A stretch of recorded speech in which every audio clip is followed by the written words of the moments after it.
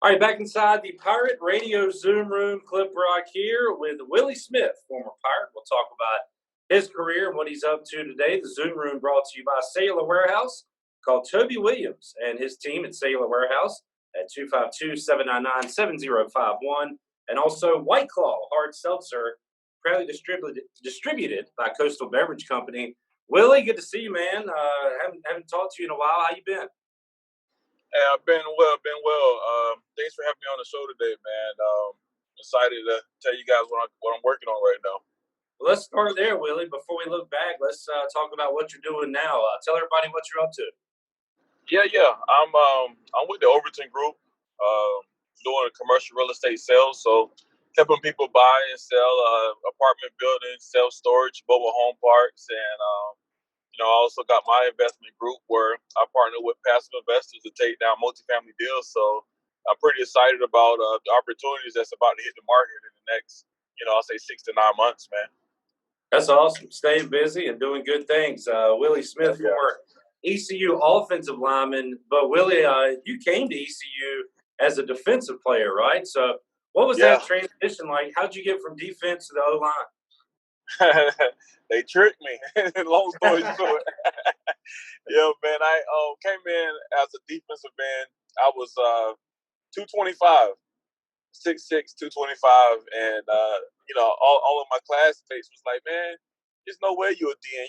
You're a tight end or wide receiver. So, because I was that skinny, and man, just was grinding it out, trying to find my position, find my way on the field because it's a grind, man.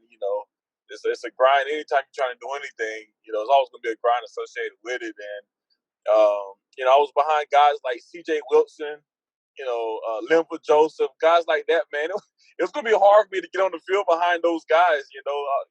Maybe the best D line we've ever seen at ECU, Willie. I believe it too, man. I really think you're right there, man, because that D line was good, man. It was really good. Some great players on it. A lot of those guys went to play in the league. Even Lim was still playing in the league. It was a great old line. But so they told me, man, come over to the tight end side of the ball. You go out here, run some routes, block here and there, and that's how you gonna make it. So I brought into that, and I quickly found out that I was never running routes. I was always blocking. I was like, hold up, man, what's up with this? And then, long story short, I'm at offensive tackle, man, and I was great at it. So luckily I found my position there, but it wasn't planned by no means.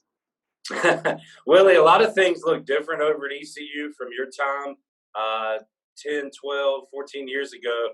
Some things stay the same, though. Steve Shankweiler, Donnie Kirkpatrick still around. I guess you got to know Shank pretty good during your time at ECU. Oh yeah. Nah, Shank's my dude, man. It was actually, man, I played with a lot of great coaches, but Shank is actually one of the best coaches I ever played for, man.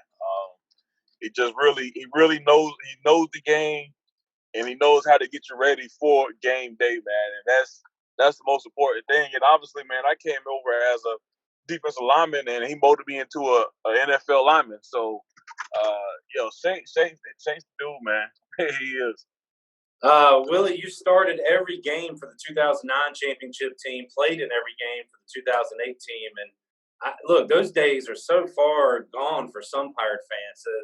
Got to get back to the winning ways. What's it like going out there knowing you got a chance to win every game and dominate every game? Because that's the kind of team you were on, right? Yeah. I mean, Skip Holtz and the coaching staff, man, they just got us ready, man. When we went to practice, we went out there and competed. It really, like, some people think it just happens on Saturday, but nah, man, it happens. When you're out there practicing every day, doing all your skill reps. You get into your team situations and giving it everything you got.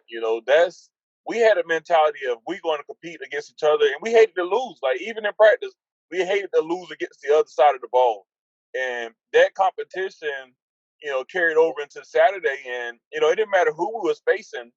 We believe we had a chance to win, and if your team doesn't feel that way, then you're just wasting your time. You can give all the rah-rah speeches you want to give, but if your team don't fundamentally believe in the guy beside them, then your chances of winning is going to, be slim to none.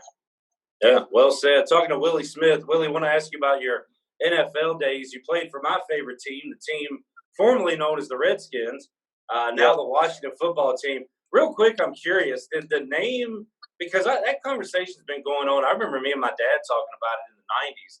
Did the name Redskins ever come up while you were there as a member of the team? Was that discussed at all?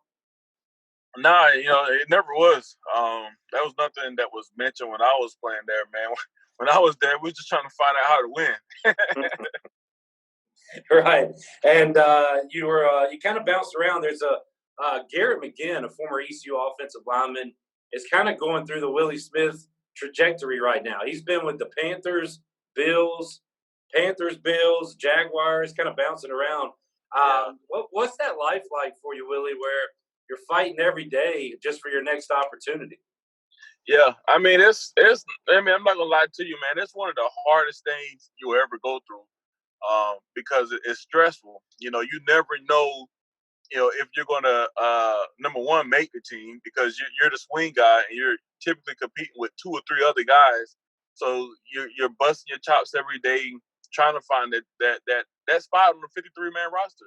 And then even when you do make it, you always got to be worried about somebody coming in taking your spot. You're never that, if you're not the guy that's like that big contract, you always looking over your shoulder like, man, who's coming for me next? And you just got to, it's a certain kind of mindset, man. And everybody's not cut out for it. That's why only 1% make it because, man, it's tough. But, if he's in there, he's winning, And, the advice that I would give him is, make the most of every opportunity. You just never know what team is going to really be the team you catch on with, what coach is going to really believe in you and pour into you, and just, make the most of it, man, because you just never know when it's done.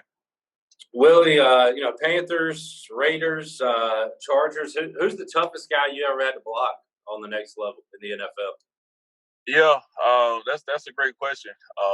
I've played against some really, really good, talented players, man.